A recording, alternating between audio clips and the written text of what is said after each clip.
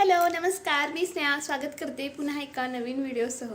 हो, मला माहिती आहे खूप दिवस झाले व्हिडिओ आलेले नाही आहेत आणि तुमचे खूप प्रश्न असतील, परंतु मी काही कारणासाठी मी व्हिडिओ टाकत नव्हते आणि आता चला मी माझी आर्नी जर्नी शेअर करायचा हा विचार केलेला आहे आणि व्हिडिओ बनवत आहे। आणि जर तुम्हाला माझे व्हिडिओ आवडत असतील तर लाईक शेअर करा आणि तुम्ही पहिल्यांदाच माझ्या जर चॅनलला व्हिजिट करत असाल तर सबस्क्राईबही नक्की करा।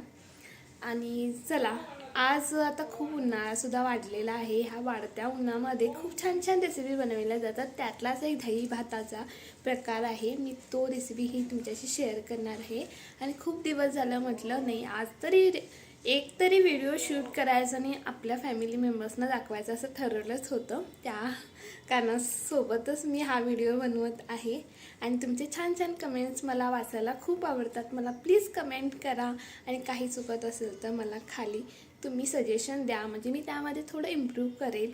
चला, हा व्हिडिओ कंटिन्यू पहा। ज्यावेळी आपण ही रेसिपी ट्राय करत असतो ना, त्यावेळी तुम्ही असा भात घेऊ शकता। तुम्ही वाफरता भात घ्या, म्हणजे त्यावेळेला ही रेसिपी खूप छान बनते। मी आता दुपार झालेली आहे आणि असा भात घेतलेला आहे गरम, म्हणजे थोडा कोमट झालेला आहे। त्यानंतर आपल्याला त्यामध्ये दही घालून ठेवायचं आहे। आता उन्हामध्ये आपण दही तर लावतच असतो आणि दहीचं महत्त्व आपल्याला उन्हामध्ये खूप समजतं आणि आपल्याला या दह्यापासून खूप थंडावाही पोटाला मिळतो। यासाठी आपल्याला या दह्याचा उपयोग करायचा आहे। तुम्हाला चवीनुसार तुम्ही मीठ घालू शकता, त्यानंतर तुम्ही त्याच्यामध्ये सेंदवसुद्धा मीठ घालू शकता आणि हे ना मी फोडणी देणार आहे। तुम्ही असाही दही भात घालून त्यामध्ये ना वाटाणे किंवा कांद्याची पात मिक्स करून खाऊ शकता, खूप छान लागते ते सुद्धा। आणि अशा प्रकारे मी आज हा दही भात खूप सिंपल साध्या पद्धतीने दाखवायले तुम्हाला। हा सुद्धा ही सगळ्याकडे वेगवेगळ्या पद्धतीने बनविला जातो। आणि त्यानंतर मीच एक भांड्यामध्ये ना तेल किंवा तूप घालून घ्यायचं आहे। मी तर थोडंसं तूप घालून घेत आहे।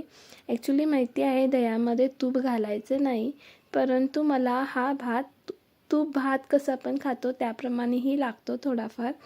आणि त्यासाठी मी आता ह्याच्यामध्ये थोडंसं जिरं घालून देते आणि जरासा मी करवेव घालून देते आणि मिरची घालून देते।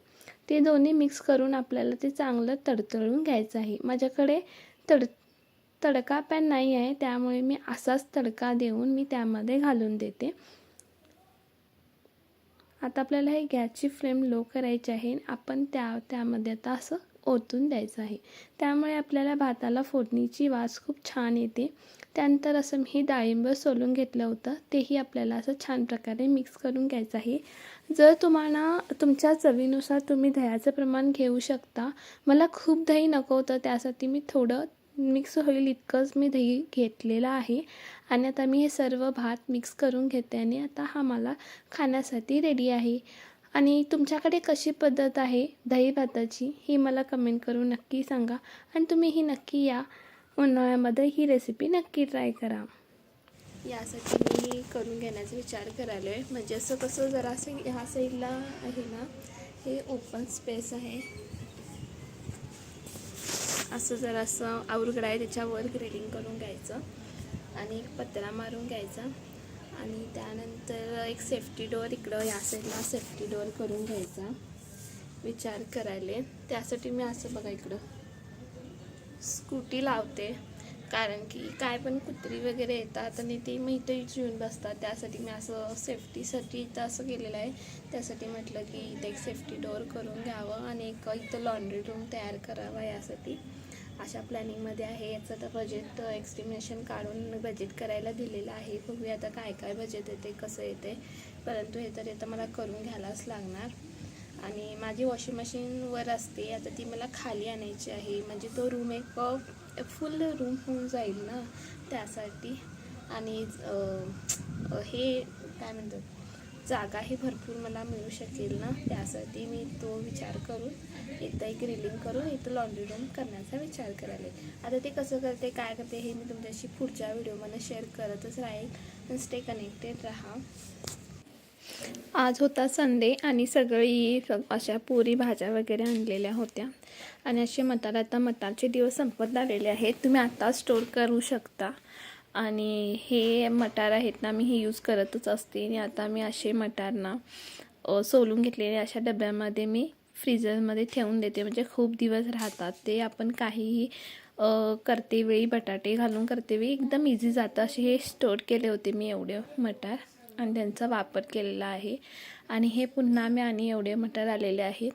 आता अनेकदा तरी आणेन आणि स्टोर करेन, त्यावेळेला ना मी तुम्हाला दाखवेन की प्रॉपरली वर्षभर कसं स्टोर करायचं. आता सध्या असंच मी स्टोर करत आहे. हे मटारही खूप दिवस जातात, असंही तुम्ही फ्रीजरमध्ये ठेवलात तरी पण. आणि चला हे आता आपण स्टोर करून घेणार आहोत. त्यानंतर हे मनुके आहे, हे मी बदाम आणि मनुके रात्री भिजत करून खात असते. तेही मला स्टोर करायचे होते. त्यासाठी आपल्याला कोणतीही गोष्ट ना स्टोर करायच्या अगोदर आपण जी स्टोर केलेलं असतो ती वस्तू आपल्याला काढून घ्यायची आहे. त्यानंतर आपल्याला ती वस्तू घालून मग नंतर त्यावर मी हे मनुके आहेत ते मी घालून देते, म्हणजे आपली कोणतेही प्रोडक्ट वेस्ट जात नाहीत, म्हणजे कसं यूज होऊन जातात. अशा प्रकारे पहिला त्याचा वापर करायचा, नंतर त्या गोष्टींचा वापर आपोआप होऊन जातो. अशा प्रकारे इथं मी आता ठेवून देते. आणि संध्याकाळची वेळ आहे आणि भरपूर कामही राहतातच आपल्याला. हे सगळं आवरून मला आता घरही झाडून घ्यायचं आहे. आता इथं हा सर्व कचरा मी एकत्र करून घेते. हे असतं ना असा भाजीपाला मी असं गाईंना घालत असते. आम्ही शहरामध्ये राहत असलो तरी अजूनही आमच्या घराकडे थोडेफार शेती करतात लोक. इकडं आमच्या जवळपास आहेत, मग तिथं घालत असते. आणि अशा प्रकारे फोळेही आणले होते. हे फोळे चाळून दरवेळेला भरते, परंतु मी जिथून आणते तिथून ते मला फोळे चाळूनच देतात. मग त्यामुळे मला आता चाळत आणि नीट करायची जरूरत बसत नाही. असंच मी आता स्टोर करू शकते. आणि मी आता प्लॅस्टिक्समध्ये स्टोर करत आहे, परंतु मी विचार करायले की प्लॅस्टिक थोडं कमी करूया आणि थोडं काचेचे कंटेनर्स यूज करायचा विचार करत आहे. ज्यावेळेला मी वापरेन ते कोणत्या प्रकारचे वापरत आहे हे मी तुमच्याशी नंतर शेअर करेनच. त्यानंतर अशा प्रकारे मी स्टोर करत असते. जे एक्स्ट्राचं सामान असतं ना, जसं की रवा म्हणा, आपल्याला महिन्याला लागतं. आणि फोळे हे आमच्याकडे बनत असतात, म्हणजे आम्हाला फोळे जरा जास्त लागतात. मग हे फोळे आणले होते आणि हे सर्व बनलेलं आहे. त्या अगोदर मी अनेक काम केले होतं, ते म्हणजे हे अशा प्रकारे ना मी आता गरमीचे दिवस आहेत ना, त्यासाठी आपल्याला थंडगार असं आपल्याला सरबत हवंच असतं. त्यासाठी मी असं एक कोकम बनवून ठेवत असते. असं पाणी घेतले होते, त्यामध्ये चवीनुसार साखर आणि मीठ घालून आपल्याला ते चांगलं मिक्स करून घ्यायचं आहे. मी इथे ना या कोकम अगलचा वापर करणार आहे. आता हे आपल्याला असं चांगलं मिक्स करून घ्यायचं आहे आणि जे आपण कोकम घेतलं होतं हे अगल ह्यामध्ये घालायचं आहे. मी जेव्हा मालवणला गेले होते ना, तेव्हा हे असे प्रोडक्ट घेऊन आले होते आणि खूप छान प्रोडक्ट आहे.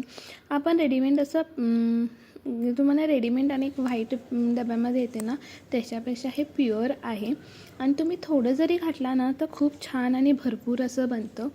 आणि आपण जसं की कोकोकोला पितो, थम्सअप पितो, त्याऐवजी असं आता या उन्हाळ्यामध्ये हेल्दी ऑप्शन म्हणून तुम्ही कोकम सरबत करून फ्रीजमध्ये ठेवा. म्हणजे कसं होईल, आपल्याला लवकर पिण्यासाठी लवकर आपल्याला एक योग्य पेय उपलब्ध होईल आणि तुम्ही इझिली पिऊ शकाल. की असं आपण अनहेल्दी पिण्यापेक्षा आपण एक हेल्दी ड्रिंक आपल्या शरीराला एक देत आहोत, त्याचं एक तुम्हाला सॅटिस्फॅक्शन भेटेल. आणि चला जर इथंच व्हिडिओ थांबवते. तुम्हाला जर व्हिडिओ आवडत असतील तर लाईक शेअर सबस्क्राईब नक्की करा. आणि या उन्हाळ्यामध्ये तुम्हीही अशा प्रकारचं कोकम सरबत करून फ्रीजमध्ये नक्की ठेवा. चला बाय, इथंच थांबवते व्हिडिओ.